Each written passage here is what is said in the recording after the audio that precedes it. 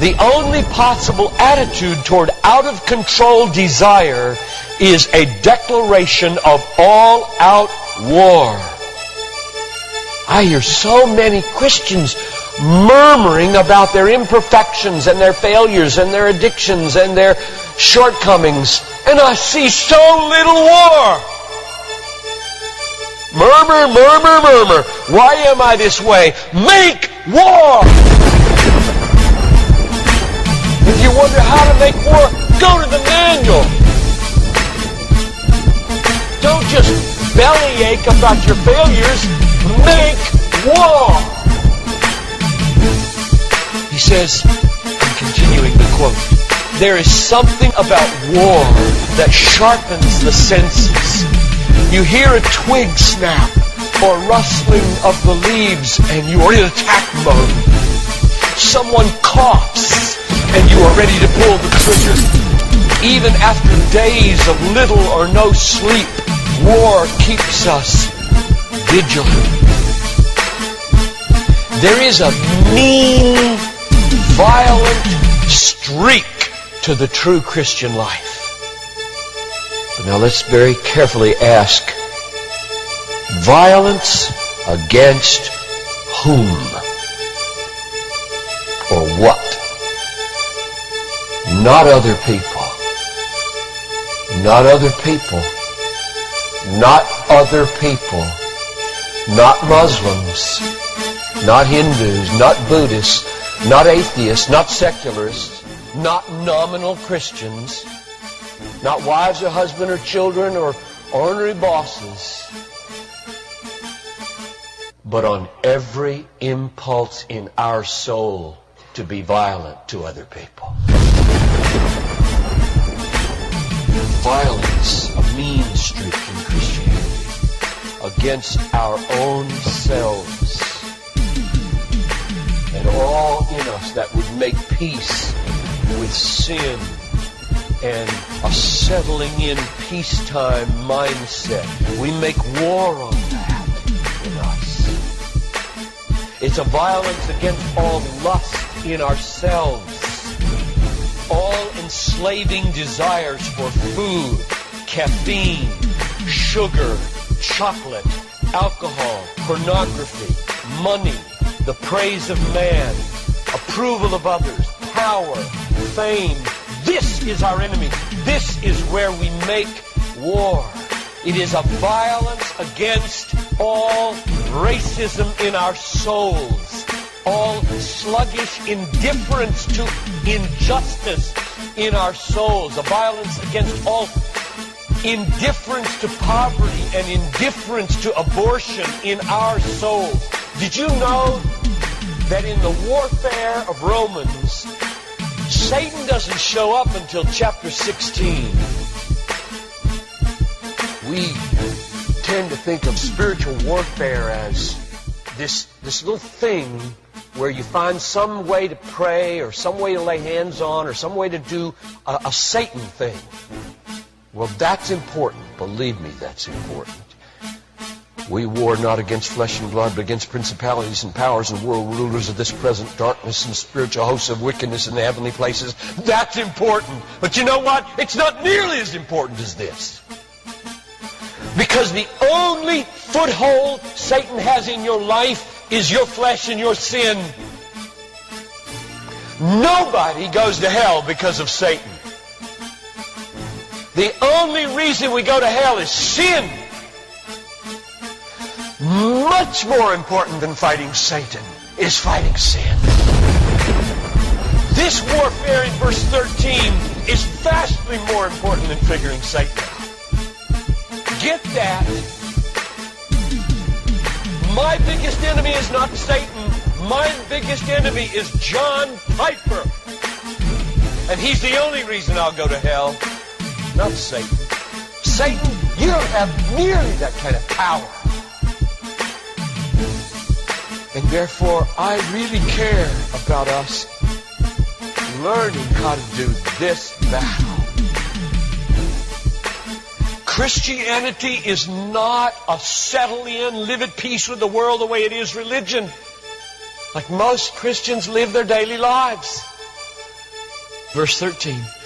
If by the Spirit you kill. There's a mean streak in Christianity, and it's not against anybody else but ourselves. In fact, it's against the meanness of ourselves against other people.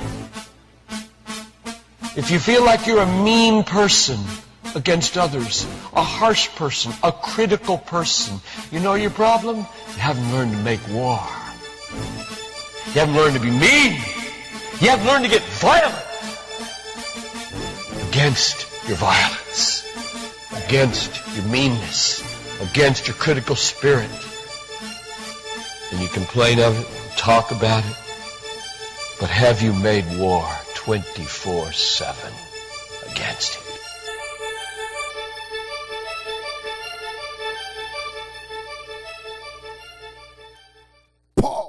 Esse vídeo do John Piper é fantástico. Meu nome é Jackson, eu sou um dos pastores dessa igreja e nós estamos no último culto de 2017. E amanhã nos lembraremos de 2017 como se fosse ontem. É horrível, parece piada do pavê para comer.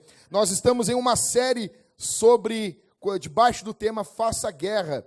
Esse vídeo do John Piper foi lançado aqui no Brasil, no dia 1º de setembro de 2010. Eu me lembro quando eu vi esse vídeo pela primeira vez. Eu já vi esse vídeo 1.003 vezes. Ele é fantástico, esse vídeo. E esse vídeo é baseado num livro do Piper, na verdade em 2 livros do John Piper. E são livros que influenciaram a minha vida, a vida da minha esposa e a vida de alguns irmãos aqui. Esse vídeo ele deveria ser visto, estudado. Ele é um pedaço de um sermão do John Piper quando ele está pregando a série em Romanos. Você imagina. John Piper pregou Romanos em 2 anos na igreja em Bethlehem. Tem de graça na internet. Estude inglês com os irmãos aqui e ouça o John Piper pregando. Bom, o que eu vou fazer aqui? Nós estamos em uma série sobre guerra, luta. E algumas pessoas podem pensar que estamos em uma série de uma guerra contra o diabo. Faça a luta contra o diabo. Faça a luta... Não, não é isso. Não é isso. O diabo é nosso inimigo? É. Mas nós somos os nossos maiores inimigos. Muito mais do que o diabo. Porque é bom botar a culpa no diabo de tudo. Mas o diabo não é culpado de tudo. E eu quero aqui, pela graça de Deus, subir nos ombros do John Piper e olhar um pouquinho mais longe. E os sermões que eu vou pregar vão ser todos nessa temática. Nós precisamos fazer guerra. E hoje, o título do sermão é Faça Guerra contra a Ansiedade. E com certeza eu estou pregando aqui para algumas pessoas que são ansiosas. Eu não sei você, mas eu sou ansioso desde berço. Ia no outro dia para o zoológico, Rodrigo. Eu não dormia aquela noite. Colégio, nós ia para o zoológico, para o planetário. Para o planetário, imagina, que droga. E eu ficava ansioso, eu não dormia. Amanhã nós vamos viajar. Viajar ali para o zoológico. A cabeça da criança para o zoológico é uma viagem, né? Uma vez chegou uma menina para minha prima e disse, Isabel, eu vim me despedir de ti porque eu vou viajar. Para onde? Eu vou para Viamão. Eu vou viajar. Cara, criança, né, uma grande distância, e eu me lembro que eu ficava ansioso, e com certeza eu estou aqui falando para pessoas ansiosas. Nós estamos no último dia do ano, dia 31, daqui a pouco você vai estar comendo sua carne, seu peru, seu chester, seu churrasco, e você, depois da comida, com a barriga cheia de carne, você vai ficar ansioso com o dia de amanhã, com o ano que vem, e muitas pessoas são ansiosas. Antes de começar a entrar propriamente no sermão, eu quero dizer para vocês uma coisa, que eu fico extremamente irritado. Não, mas eu não fico médio irritado, como diz a Carol. Eu fico muito irritado. Eu fico com vontade de gritar, cara, quando eu vejo algumas coisas. E uma delas, que me deixa muito irritado, é a forma como a cultura moderna, ela pintou, ela desenhou as respostas que o mundo dá ou não acerca das ansiedades humanas. Vou explicar. O mundo pintou que todas as respostas para a ansiedade humana estão na mão dos psicólogos e psiquiatras. O mundo pintou isso. O mundo conseguiu criar esse discurso e as pessoas acataram isso. E o discurso é, a igreja não tem as respostas. Eles dizem isso. No fringir dos ovos seguinte, quando você quiser algo espiritual, algo que você não consegue tocar, uma coisa, uma áurea, vai na igreja. Mas quando a coisa for de verdade mesmo, a igreja não ajuda. Aí tu tem que procurar um psiquiatra e um psicólogo. Eu quero dizer aqui que eu não sou contra psiquiatras e psicólogos. Deixando claro aqui. Não sou contra mesmo. O que eu sou contra é que a nossa cultura hoje, ela pinta os psicólogos e psiquiatras como gurus. Eles sabem as respostas de tudo. Eles dão as respostas para tudo. Sendo que essa é uma, abre aspas, ciência, fecha aspas, moderna. Não havia psicólogos no século XVI, XVII, XVIII. São bons, mas é algo muito novo ainda. Mas eles se posicionam, muitos psiquiatras e psicólogos, como os donos da razão. Eles possuem a resposta. E agora, com a onda de suicídios de pastores no mundo, muitos vêm falando, pastores, procurem um psicólogo, procurem um psiquiatra. Tudo bem, eu entendo o que essas pessoas carinhosamente estão dizendo. Mas fato é que há um grande problema quando nós compramos esse discurso. O pastor amigo meu, pastor Tiago, da cidade de Novo Hamburgo, ele me contou um caso, ele esteve ali em casa, ele me contou um caso. Ele disse assim, Jack, aconteceu uma coisa na nossa igreja muito interessante. Uma vizinha da igreja, uma menina com problema mental, um retardo mental, ela foi abusada, ela foi estuprada e ela ficou grávida. Então a família levou ela para um psiquiatra. E esse pastor já estava estudando o assunto sobre aconselhamento pastoral há muito tempo. Então ele leu muitos livros, provavelmente mais do que o psiquiatra. E ele, eu posso acompanhar as consultas dela junto com vocês? Ele era amigo da família, né? O estuprador foi preso, deu um problemão, e ele acompanhou junto à família. E o que ele me disse foi muito louco. Ele disse assim, Jack, eu comecei a notar em todas as consultas que no fundo, o psiquiatra não sabia o que ele estava falando. Ele não sabia o que estava dizendo. Eu comecei a ver que ele ia perguntando e ele ia indo meio que por impulso, de forma aleatória. Ele chegou e, no final, eu fui conversar com ele e eu vi que a quantidade de conhecimento que ele tinha para tratar aquele caso era muito inferior do que nós tínhamos na igreja. Mas ele é um psiquiatra, ele tem um canudo. Volto a dizer, não estou falando contra todos os psiquiatras. Estou falando, sim, contra ter essas pessoas como gurus. Vendeu-se no mundo que os pastores, a Bíblia, não possuem resposta para os dilemas da alma humana. E nós compramos isso. E ele contou que a forma como esse psiquiatra lidava era uma forma extremamente rasa.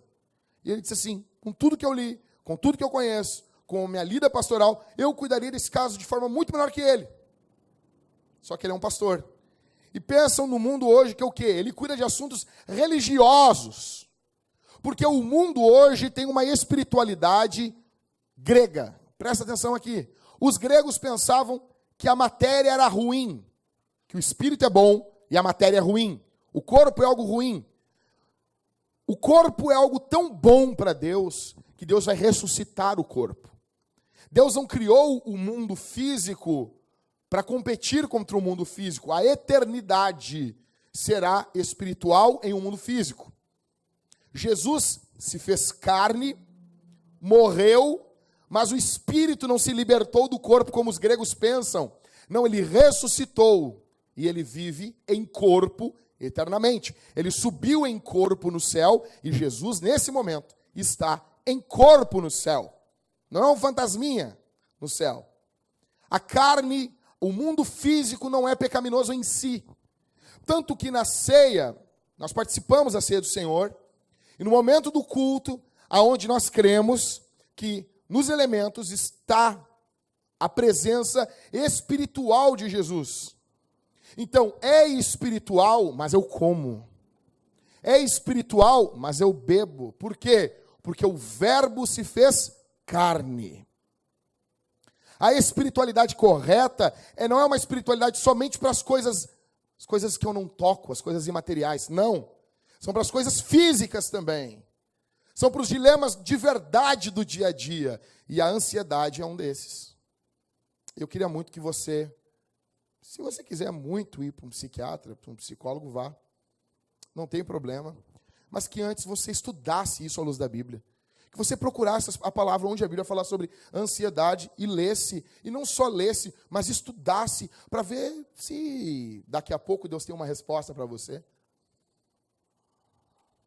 Você tem que entender que nós estamos em guerra. E ninguém peca por obrigação. Nós pecamos porque acreditamos que as promessas do pecado são boas. Um exemplo, alguns querem sonegar impostos, porque acreditam que vão somar dinheiro, e com esse dinheiro eles vão comprar coisas e farão eles felizes. Outras pessoas querem consumir pornografia, porque ao consumir pornografia eles acreditam que serão felizes, que serão mais felizes do que uma consciência pura pode lhe trazer felicidade. Outros querem brigar, porque acham que isso vai deixar eles felizes. Ou seja, o pecado ele faz promessas. E as pessoas acreditam nas promessas do pecado e por isso elas pecam. Todo pecado é uma forma de idolatria. Nós estamos acreditando na promessa que o pecado faz. Acontece que Jesus também faz promessas. E ele se apresenta como Deus. Uma outra coisa que eu preciso que você entenda é que a ansiedade, ela é uma condição do coração que dá origem a muitos outros estados pecaminosos. A ansiedade vai gerar pecados na sua vida. Ela é um estado de mente que ela vai gerar pecados. Um exemplo, quem é ansioso sobre finanças tem a tendência a se tornar uma pessoa que peca em cobiça, ganância, mesquinhez, roubo. O fato dele ser ansioso com o dinheiro faz ele pecar dessa forma. Outros que são ansiosos por serem bem-sucedidos se tornam pessoas iradas e grosseiras. Outros que possuem ansiedade sobre relacionamentos se tornam distantes, indiferentes, insensíveis. Quando uma pessoa tem uma ansiedade, como que a outra pessoa vai lhe responder? Ela mente e tem a tendência a encobrir a verdade. Se nós aqui essa manhã matarmos a ansiedade, nós mataremos muitos outros pecados. Porque a ansiedade é a base de muitos pecados. Então você vai abrir a Bíblia em Mateus, capítulo 6, e o verso 25.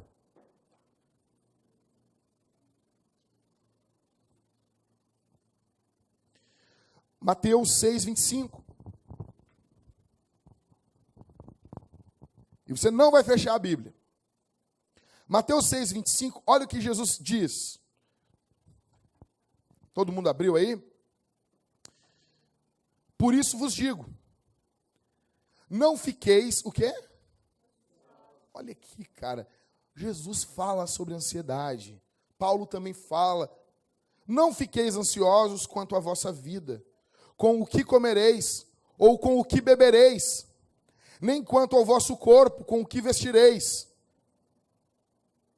Não é a vida mais do que o alimento, e o corpo mais do que o vestuário? O que Jesus está falando aqui? O tema, olha aqui para mim, o tema aqui é ansiedade. O tema desse texto é ansiedade. Jesus vai falar 4 vezes sobre ansiedade. Verso 25 que a gente já leu. Lê o verso 27 comigo. Qual de vós, por mais que esteja, pode acrescentar sequer uma hora à duração da sua vida? Ansiedade. Verso 31. Portanto, não vos, ou seja, não fique ansioso, dizendo o que comeremos, que beberemos, com que nos vestiremos. Verso 34. Não vos inquieteis, não fique ansioso pelo dia de amanhã, porque o dia de amanhã trará suas próprias preocupações. Basta cada dia o seu problema. A causa da ansiedade é uma falta de confiança em tudo que Deus prometeu ser para nós em Jesus. Quando você não acredita, quando você não confia que Deus vai ser bom para você, você se torna uma pessoa ansiosa. Você pode notar isso, que o tema aqui é a ansiedade. Mas olha o verso 30 comigo. Se Deus veste assim a planta do campo, que hoje existe e amanhã é jogada no forno, quanto mais a vós, homens de quê? O tema é ansiedade, mas a causa é incredulidade. A ansiedade existe na nossa vida porque nós somos incrédulos muitas vezes. Porque não confiamos no Senhor. Porque não confiamos na bondade do Senhor. Porque olhamos um futuro e não conseguimos imaginar que Jesus estará lá cuidando da gente. Nós imaginamos um futuro e não conseguimos imaginar que Jesus está nesse futuro. Nós imaginamos um futuro sem Deus. E isso nos faz ansiosos. Só que a base disso é a incredulidade. Se você quer combater a ansiedade, você precisa guerrear contra a incredulidade. Isso é uma boa notícia? Sim e não.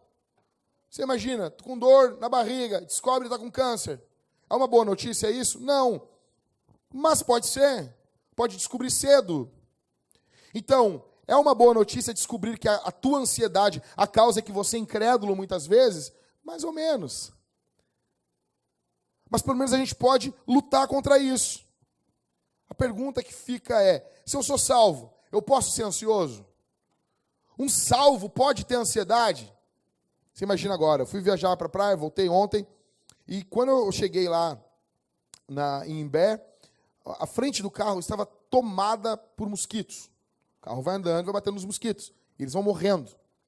Ou seja, carro é um assassino de mosquitos. Você imagina, você está andando e às vezes passa por muitos mosquitos, vai sujar o para-brisa. E está andando com aquele monte de mosquito e o carro da frente passa por uma poça d'água e joga lama no teu para-brisa. Mosquito, lama. O que você vai fazer?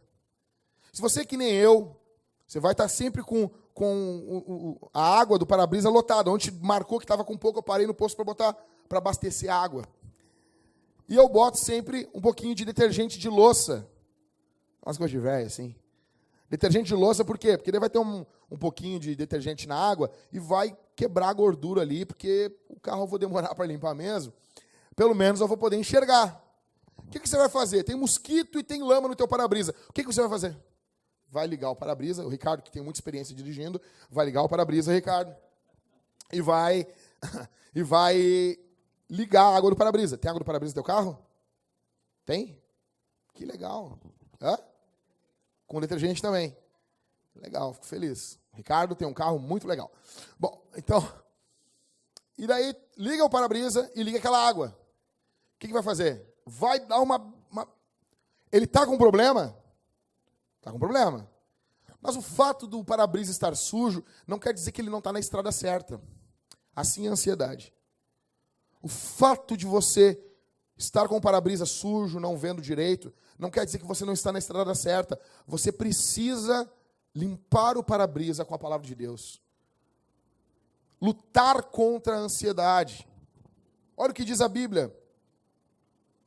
Podemos passar ou não por crise de ansiedade. Salmo 56:3. Mas quando eu estiver com medo, confiarei em ti.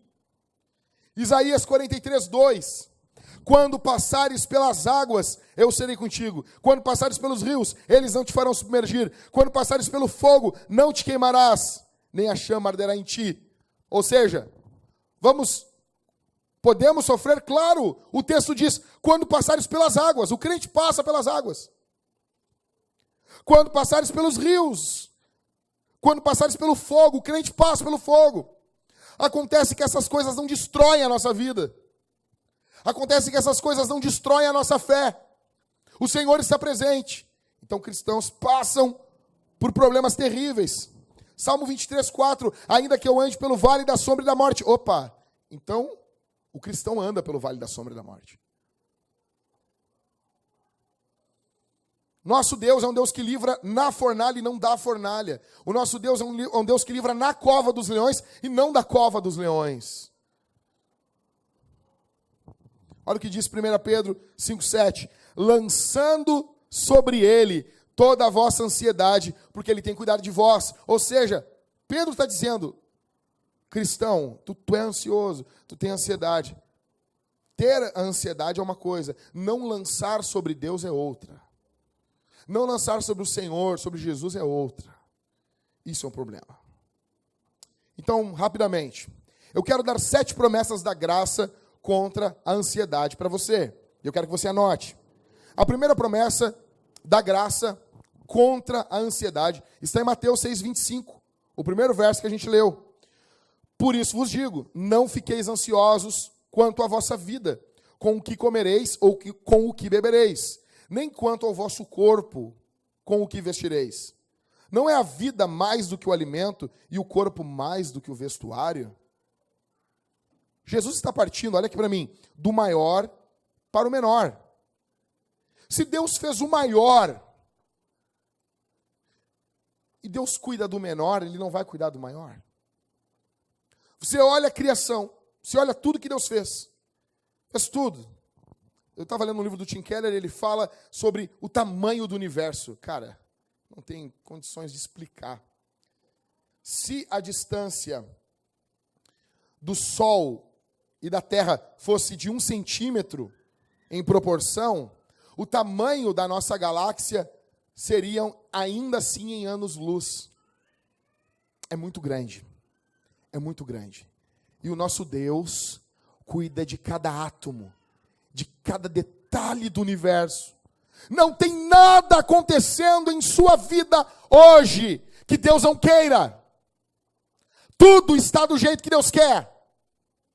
Ele reina. Ele está dizendo aqui, não fica ansioso, cara, com o que tu vai comer, com o que tu vai beber. A vida não é maior do que o corpo. Olha aqui para mim. Se Deus cuida das grandes coisas, fez as grandes coisas, Ele pode cuidar da tua vida também. Ele está governando tudo, todo o cosmos. Você não passou naquela entrevista de emprego, você deu o seu máximo. Você não passou também, em última instância, foi porque Deus não quis. Foi porque não era o momento, não era a hora, ou não era nunca, nunca ia ser para você. Porque o teu Deus reina. Nosso Deus não reina só sobre as coisas boas, Ele reina também no meio de sofrimento. Então, primeira promessa, fique confiante em Deus. Em Mateus 6,25, confie. Você olha, você pensa que o teu corpo não vai ter sustento. Tudo bem, que eu sei que tem gente que come pra caramba aqui, e é difícil de ter sustento. Não vou falar aqui por ética, mas eu sei que tem um homem aqui que se desespera em dar comida para sua mulher. Não vou falar.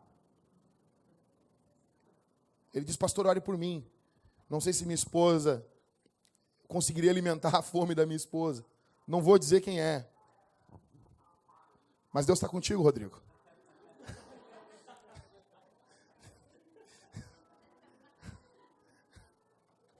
Promessa 2. Verso 26. Leia comigo. Olhai para as aves do céu, que não semeiam nem colhem, nem ajuntam em celeiros, mas vosso Pai Celestial as alimenta. Acaso não tendes muito mais valor que elas? Se Deus dá comida, concede alimento para criaturas insignificantes como os animais. Eu vou repetir. Eu não falei de errado, foi porque eu quis. Bichos são insignificantes perto de gente. Gente vale mais que bicho. Se você não concorda com isso, você não entende a Bíblia e você está sendo contaminado pelo espírito dessa época. Bichos são bons? São bons. Eles são uma manifestação da graça de Deus? São.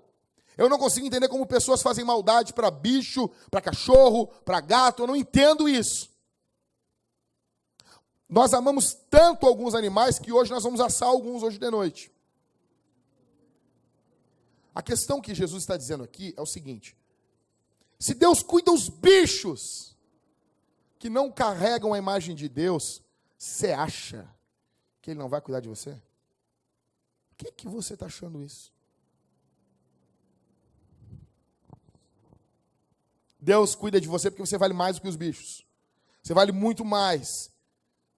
Deus cuida de quem vale menos, Deus cuida também de quem vale mais. Promessa 3, verso 27. Qual de vós, por mais ansioso que esteja, pode acrescentar sequer uma hora de duração à sua vida? Essa aqui, ela não é o ponto central, mas é um bom ponto. Jesus está dizendo, no que a ansiedade ajudou vocês? No que a ansiedade fez de bom? O que ser ansioso te fez de bom? Tem alguns aqui que são casados com mulheres ansiosas. Suas mulheres pintam um mundo de ansiedade e vivem nesse mundo, igual Nárnia.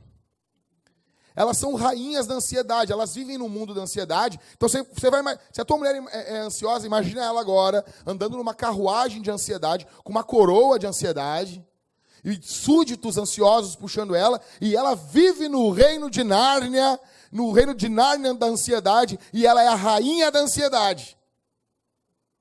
Pessoas vivem lá. Toda vez agora você vai fazer uma coroa e vai escrever ansiedade. Quando a tua mulher começar a fazer as coisas, assim, pega aqui, amor, bota. Bota essa coroa aqui. Coloca essa coroa da ansiedade. Então Jesus trata no verso 27 aqui. O que a ansiedade ajudou você? O que a ansiedade te fez de bem? Promessa 4, verso 28 ao 30. E por que andais ansiosos quanto ao que vestir? Olhai como os lírios do campo crescem. Eles não trabalham nem tecem. Mas eu vos digo que nem Salomão em toda a sua glória se vestiu como um deles. Se Deus veste assim a planta do campo, que hoje existe e amanhã é jogada no forno, quanto mais a vós, homens de pequena fé. Jesus está comparando esses homens com a criação. Jesus está dizendo assim, se Deus faz isso com isso, quanto mais a vocês. Vocês são prioridades para Deus e não as plantas. Você tem que entender. Você vale mais que um alface. Você vale mais que uma beterraba. Você vale mais do que isso. Você vale mais que uma cenoura cozida. Cenoura cozida é bom pra caramba. Se for na tua casa, faz uma cenoura cozida que eu gosto. Só que tem muita caloria. Que droga. Até quando eu vou comer legume, eu como uma coisa calórica. Você vale mais do que isso. Por quê? Porque as plantas morrem, mas você é eterno para Deus. Você gerará louvor eterno ao Senhor. Promessa 5, verso 31 ao verso 32. Portanto, aí Jesus pergunta, portanto, não vos inquieteis dizendo que comeremos, que beberemos, com que nos vestiremos, pois os gentios é que procuram essas coisas. E de fato, o vosso Pai Celestial sabe que precisais de tudo isso.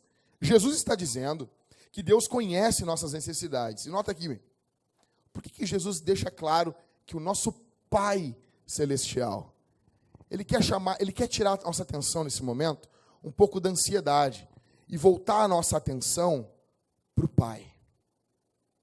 Nota uma coisa aqui.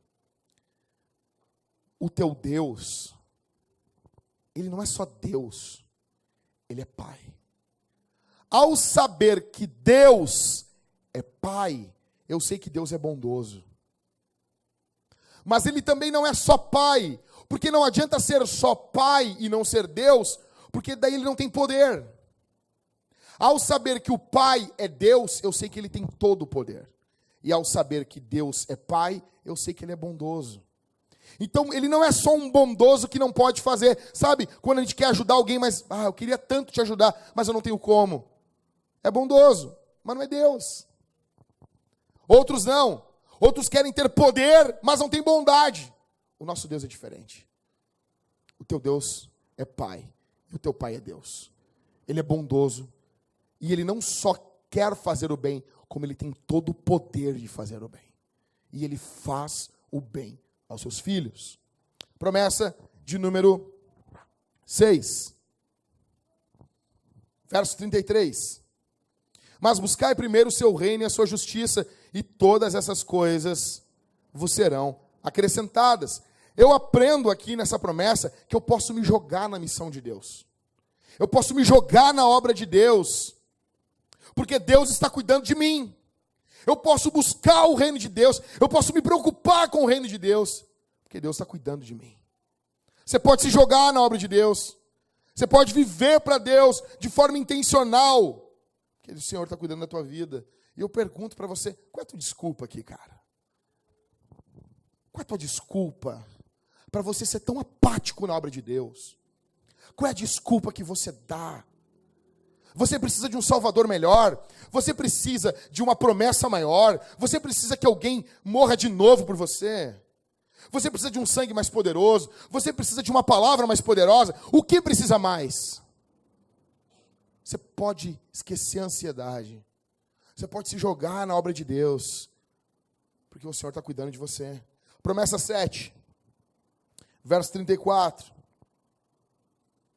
Não vos inquieteis, não fique ansioso. Pois pelo dia de amanhã...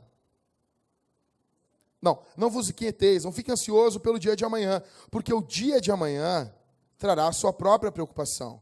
Basta cada dia o seu problema. Você vai ter problemas amanhã? Vai.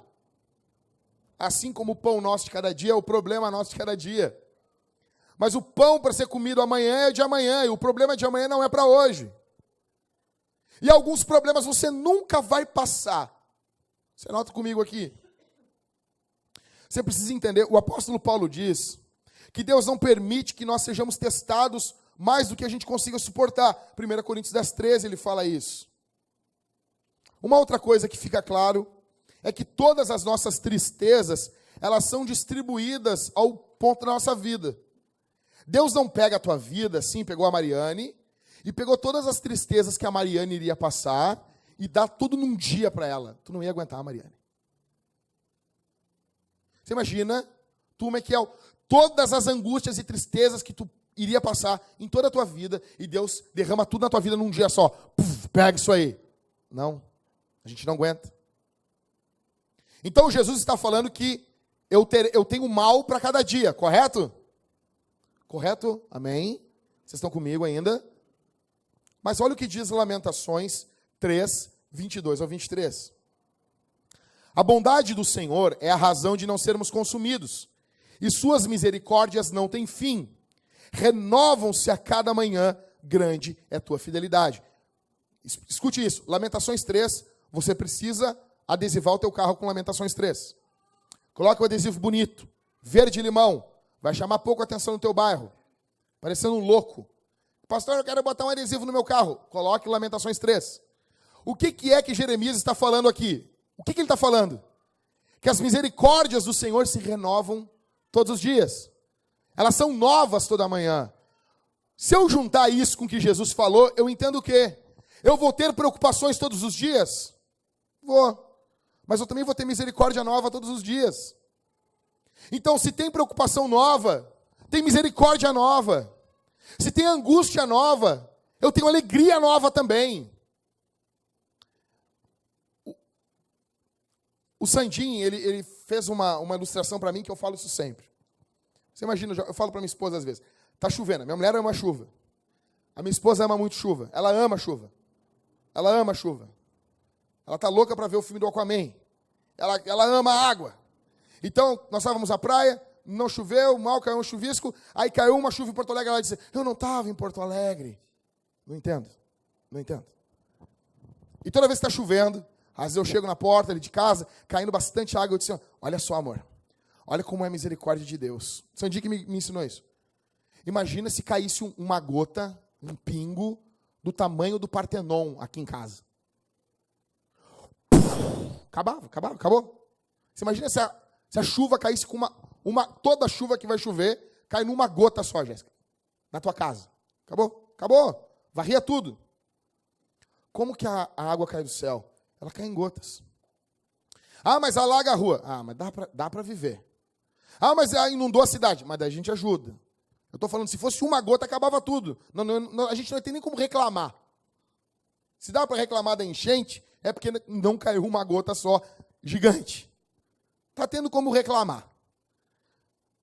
Assim são os problemas da vida. Eles caem em conta-gota sobre nós. Jesus está dizendo assim, Zanda, vai ter problema, mas fica tranquila, não vai ser tudo numa vez só. Robson, vai ter problema, Robson, vai acontecer. Jesus não está mentindo aqui. Não está dizendo que vai ficar tudo perfeito. Vai acontecer problemas. Só que não vai ser tudo de uma vez só. Só que a boa notícia é que Jesus também inspirou Jeremias a falar em Lamentações. Que o mesmo dia que eu terei problemas, eu também vou ter misericórdia. Eu quero dizer uma coisa para você. O teu Deus será suficiente. Jesus é suficiente no dia da angústia. Nós passaremos por angústia. no final, no frigir dos ovos, daqui a 100 anos, nós não estaremos mais aqui. Talvez alguns infernizando o Ismael, trazendo problema. Mas a grande questão é que temos quantos anos a mais de vida? 30, 40? Estourando 50 já, trazendo problema. A questão é, no dia da nossa morte, porque a coisa não é linear em Deus. Deus, nesse momento, Ele está olhando o dia da tua morte, Ele está diante do dia da tua morte, como hoje. E Ele está lá no dia da tua, da minha morte, cuidando da gente, segurando a nossa mão. E não somente no dia da nossa morte, mas Ele está isso, dessa mesma forma, durante toda a nossa vida. Ainda que eu ande pelo vale da sombra e da morte, eu não vou temer mal algum, porque Tu estás comigo, a Tua vara e Teu cajado me consolam. Ou seja, eu estou segurando na mão do pastor. E o nome dele é Jesus. O pastor da tua vida, antes de ser os pastores aqui dessa igreja, o pastor da tua vida é Jesus. O teu pastor é Jesus. Você é ovelha de Jesus. Então, pense nisso. Enche a sua vida com isso. E eu pergunto, por que você já está se preocupando com o ano que vem? Não, porque agora em março, agora bem o Jesus, agora em março, dia 25 de março, vai ter um negócio, vai ter um problema. Ah, eu espirrei estranho, esse espirro eu procurei na internet, já disseram que é câncer, não sei o quê. Sim, pode ser, não nego que seja, talvez que nós vamos ter isso, nós vamos sofrer. Mas Deus vai ser maior, nós vamos chorar, nós vamos nos desesperar em alguns momentos, só que Jesus vai ser maior do que isso, Jesus vai ser mais poderoso do que isso. Não, mas agora não, já que você não entendeu, já que você quer assim, eu tenho um contrato para entregar, e esse contrato, se eu não entregar, esse contrato vai dar um problema, que daí se não deu problema, eu tenho um negócio para não sei o que, daí vai, cara, lá em 2021 vai causar um grande problema para a minha vida. Primeiro, tu nem sabe se tu vai viver até 2021.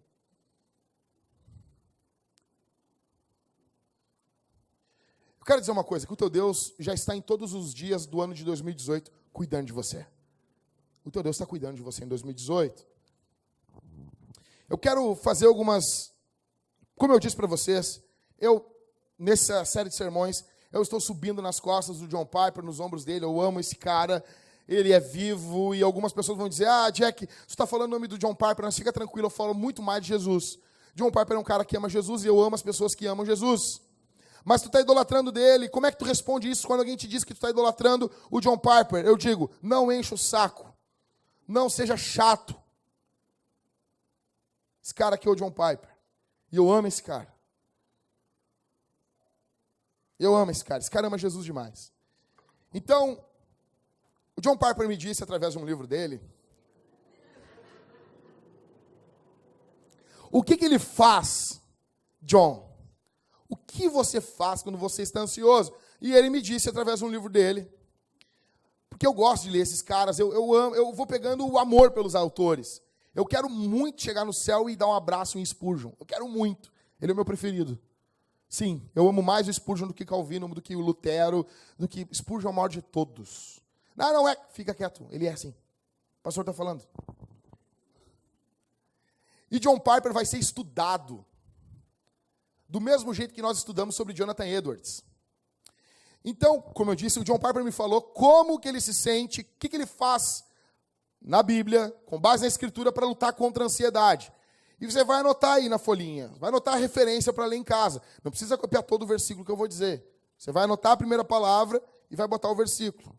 O John Piper me disse que quando ele tem uma reunião, quando ele tem um novo empreendimento, e quando ele fica ansioso por alguma reunião, ele começa a meditar e recitar para ele Isaías 41, 10. Não temas, porque estou contigo. Não te assustes, porque eu sou teu Deus. Eu te fortaleço, ajudo e sustento com a minha direita, com a minha mão direita fiel. Ele também me falou que quando ele acha que o seu ministério é inútil e vazio, sim, ele luta com ansiedade por achar o seu ministério inútil e vazio. Ele se lembra de Isaías 55, 11. Assim será minha palavra, a palavra que sair da minha boca. Não voltará para mim vazia, mas fará o que me agrada e cumprirá com êxito o propósito da sua missão. John Piper, quando ele se sente fraco em relação ao trabalho que ele tem que fazer, ele medita em 1 Coríntios 12, 9. A minha graça te é suficiente, pois o meu poder se aperfeiçoa na fraqueza. Por isso, de muito boa vontade, me gloriarei nas minhas fraquezas, a fim de que o poder de Cristo repouse sobre mim. Quando o Piper tem ansiedade em relação a decisões que tem que tomar no futuro, ele se lembra de Salmos 32:8, que diz: eu te instruirei e ensinarei o caminho que deve seguir. Eu te darei conselhos sob a minha vista. O John Piper também me falou que quando ele precisa encarar adversários cruéis, ele se lembra de Romanos 8:31. Se Deus é por nós, quem será contra nós? Quando ele está ansioso pelo bem de quem ele ama, ele se lembra de Mateus 7:11. Se vós, sendo maus, sabeis dar boas coisas a vossos filhos, quanto mais o vosso Pai, que está no céu, dará boas coisas aos que lhe pedirem. Escute aqui, você é pai, você é mãe, teu Deus ama teu filho mais do que tu. O teu Deus cuida do teu filho mais do que você. Não fica ansioso. Quando o Piper está ansioso por alguma doença, por que saiu dali? Que loucura. Quando o Mr. John ele teve câncer de próstata. E ele ficava ansioso, ele disse que ele meditou em Salmos 34:19. As aflições do justo são muitas, mas o Senhor o livra de todas elas. E também em Romanos 5, do 3 ao 5. Presta atenção, gente. Porque às vezes a gente está falando texto bíblico, e a pessoa já perde, já nem presta atenção. Romanos 5, do 3 ao 5. E não somente isso, mas também nos gloriamos nas tribulações, sabendo que a tribulação produz perseverança, e a perseverança a aprovação, e a aprovação a esperança. E a esperança não causa decepção, visto que o amor de Deus foi derramado em nosso coração pelo Espírito Santo que nos foi dado. Quando o Piper se sente ansioso, porque ele está envelhecendo, ele se lembra de Isaías 46:4. Eu serei o mesmo até a vossa velhice, e ainda na vossa idade avançada, eu vos carregarei, e eu vos criei, e vos levarei, sim, eu vos carregarei e vos livrarei. O nosso Deus é bondoso conosco até quando nós vamos envelhecendo. Ele diz que quando está ansioso sobre morrer, ele se lembra de Romanos 14, do 7 ao 9. Porque nenhum de nós vive para si, e nenhum de nós morre para si. Pois se vivemos, para o Senhor vivemos. Se morremos, para o Senhor morremos. De modo que quer vivamos, quer morramos, somos do Senhor. Porque foi com esse propósito que Cristo morreu e tornou a viver, para ser Senhor tanto de mortos como de vivos. E o mais impressionante, o Piper diz que quando ele se sente ansioso, que ele sente que a fé dele vai esfriando e ele tem medo de abandonar a fé. Sim. Você pensa que é só você que tem medo de abandonar a fé? Ele diz que ele acalma a ansiedade dele com Filipenses 1:6. Eu estou certo disto. Aquele que começou a boa obra em vós irá aperfeiçoá-la até o dia de Cristo Jesus. E também Hebreus 7:25. Presta atenção em Hebreus 7:25. Hebreus 7:25 é uma bomba.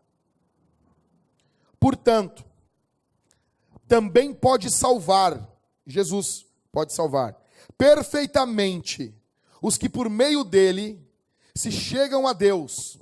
Dobra atenção. Pois vive sempre para interceder por eles. Jesus vive sempre para interceder pelo seu povo. Jesus intercede por você. Se alguém deveria orar por você e não orou, esqueça. O maior intercessor ora por você. Jesus ora por você. Jesus intercede por você. E não é uma intercessão sem palavras. A palavra no grego é oração, literal. Jesus, o Deus Filho, está diante do Pai nesse momento, e Ele está falando o teu nome. Eu não sei como isso acontece, mas eu sei que acontece, porque a Bíblia diz assim. A Bíblia diz isso, e isso basta. Tem gente que tem problema com textos da Bíblia. Como pode uma baleia engolir um homem? Se a Bíblia dissesse que o homem engoliu a baleia, eu acreditava. O problema é a nossa incredulidade. A Bíblia não está dizendo que todo dia uma baleia vai engolir alguém. Está dizendo que naquele dia é tão gigantesco que, olha, ela engoliu o cara.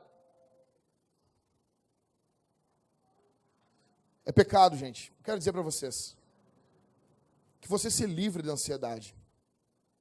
Que você lute contra a ansiedade. A ansiedade é algo que em alguns momentos ela é pecaminosa, porque ela mostra a incredulidade do nosso coração.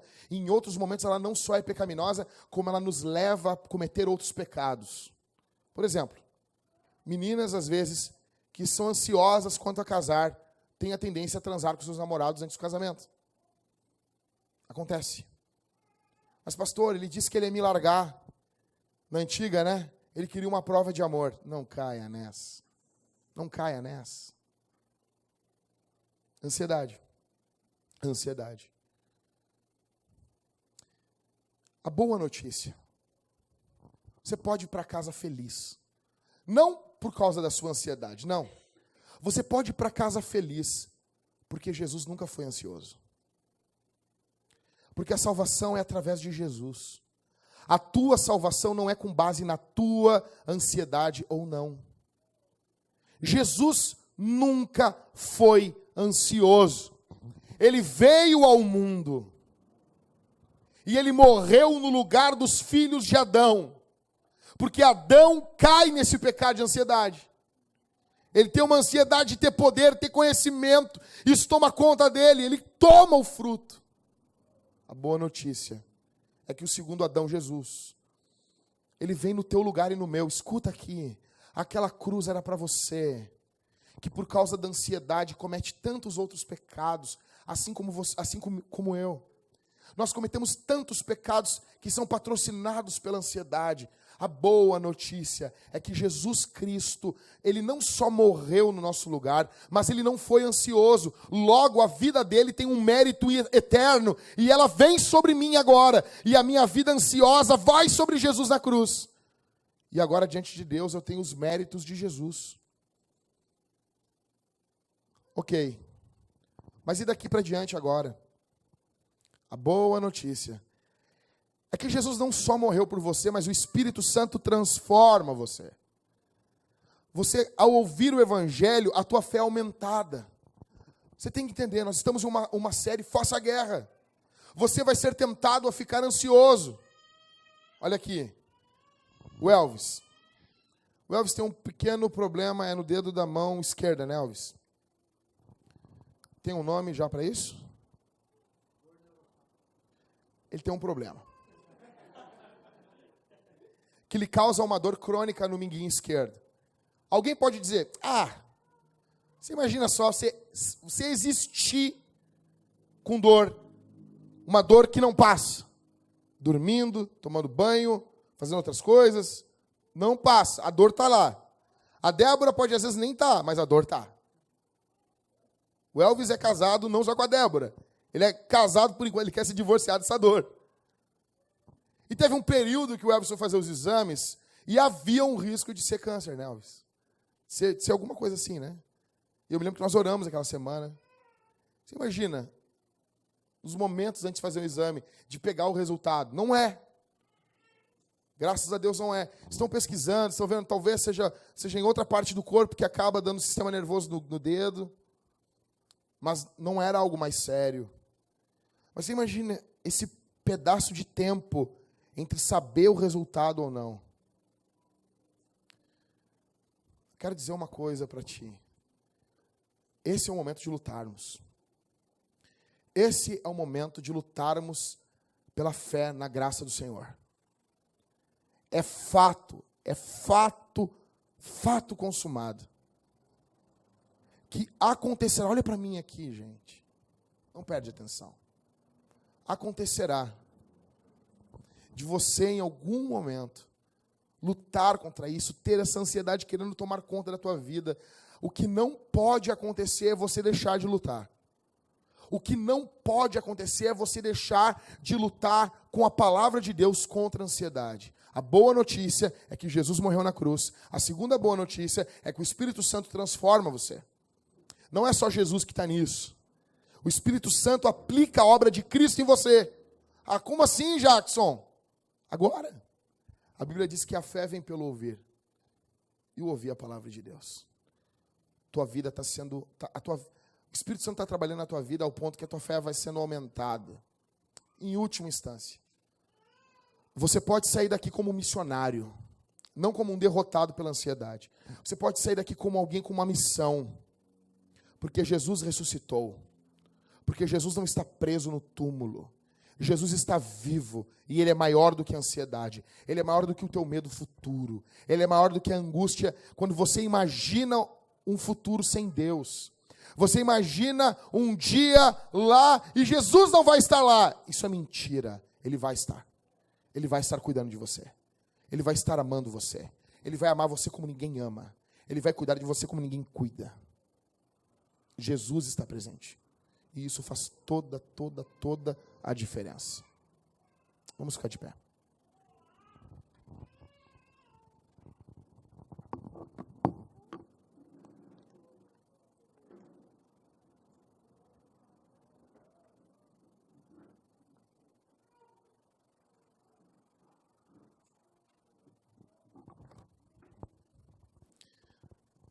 Lutamos contra a ansiedade com base na fé. Com base na fé no Senhor. Eu vou ler 2 versículos, eu quero que você preste atenção nisso. Hebreus, capítulo 12, verso 1 e verso 2. E por favor, preste atenção, porque quando a gente fica de pé, a gente já meio que perde a atenção. Mas agora é o ouro. É o ouro aqui, é ouro. Hebreus 12, do 1 ao 2. Verso 1. Portanto, o que Paulo falou? É Paulo, tá? Foi Paulo que escreveu Hebreus, fica tranquilo. É Paulo. O que ele falou? Portanto. Então, portanto, ele está ligando ao que ele falou antes. Correto? Hebreus 12, 1. Antes é o quê? Capítulo 11. O que tem no capítulo 11? Galeria dos heróis da fé. Pela fé, o fulano fez isso, o fulano fez aquilo, o fulano fechou a boca do leão, o fulano fez isso, fez um monte de coisa positiva. Mas pela fé, eles também morreram, também sofreram. A fé não leva só a gente a ganhar, a fé nos leva também a morrer também. Pela fé, uns foram cerrados ao meio, pela fé, uns passaram por isso, aquilo, outro. Aí Paulo chega em Hebreus capítulo 12, verso 1. Portanto, ele vai dar a morta para nós. Peraí, ele falou todo um negócio porque ele queria falar uma coisa, Felipe. Sabe quando a gente fala uma coisa? Aconteceu isso. Então, ele vai falar pra gente. Verso 1. Portanto, também nós, rodeados de tão grande nuvem de testemunha, esses caras que fizeram tudo isso, depois de eliminar tudo que nos impede de prosseguir e o pecado que nos assedia, corramos com perseverança a corrida que nos está proposta. A linguagem que ele está usando aqui era das Olimpíadas gregas. Os caras iam correr. E alguns corredores eram pobres. E as pessoas no meio do percurso jogavam moedas. Esses caras abandonavam a corrida para ficar catando as moedas. E perdiam a corrida. Paulo está dizendo, esquece isso. Esquece isso. Abandona essas coisas dessa vida. Vai abandonando. Essas coisas querem te tirar da corrida. O pecado quer tirar você da corrida. Quer deixar você ansioso. Esqueça isso. Corramos com perseverança. Ou seja, essa carta aqui é para os hebreus. Eles estão abandonando a fé. O escritor está dizendo aqui, persevere. Corramos com perseverança a corrida que nos está proposta. Verso 2. Como que a gente vai correr desse jeito? Fixando os olhos em Jesus. O autor e consumador da nossa fé. O qual, Jesus, por causa da alegria que lhe estava proposta, suportou a cruz. Olha o que o escritor, ou Paulo, está dizendo aqui. Por causa da alegria que lhe estava proposta, suportou a cruz. É um prêmio. Jesus suportou a cruz por uma alegria futura. Ele sabia que aquilo ali era terrível. Ele sabia que aquilo ali era horrível. Mas ele sabia que vinha uma alegria maior para ele. A vida cristã não é só uma vida de gratidão. As pessoas fazem muito isso. Por que eu tenho que ajudar na igreja? Porque Jesus morreu por ti na cruz do Calvário. Por que eu tenho que ajudar meu irmão? Porque Jesus morreu na cruz. Não! Não devo olhar só para trás, eu devo olhar para frente. Porque existem promessas para as pessoas que vão fazer essas coisas. Eu não estou baseado no interesse egoísta, mas a Bíblia faz promessas. Por quê? Por que a Bíblia faz promessas para as pessoas? Porque Jesus quer guiar a nossa mente não só para o passado, mas para o futuro. E o futuro para o povo de Deus é bom. O futuro final para o povo de Deus é bom. É bom. Os inimigos de Deus serão destruídos. O povo de Deus será amado, guardado, protegido. Viveremos em paz. Olhe para frente. Creia no que o Senhor vai fazer. Não somente na vida futura, mas nessa também. Porque Deus é bom. Coisas ruins virão. Isso não é mentira. Essas coisas acontecerão, mas Deus será maior. As bênçãos serão maiores. Porque o nosso Deus é abençoador por natureza. E na presença do Senhor, até coisas ruins nos abençoam. Porque todas as coisas cooperam para o bem daqueles que amam a Deus. Jesus suportou a cruz, porque ele estava baseado na graça futura, que é a alegria. Você vence a ansiedade, confiando no que o teu Deus fará, em uma graça futura, em uma graça que não veio ainda. Você está confiando, não, meu Deus vai fazer. Ele vai cuidar de mim. Ele vai me abençoar. Vamos orar? Feche os olhos. Onde você está? Senhor, obrigado pela tua palavra. Obrigado pelo teu santo evangelho. Obrigado porque o Senhor cuida de nós. O Senhor fala conosco na nossa língua. O Senhor fala conosco no nosso idioma. Obrigado, Senhor. No nome bondoso de Jesus. Que possamos vencer a ansiedade. Que possamos vencer e lutar e guerrear contra a ansiedade. Por favor, Senhor, faz isso. Por Jesus. Amém.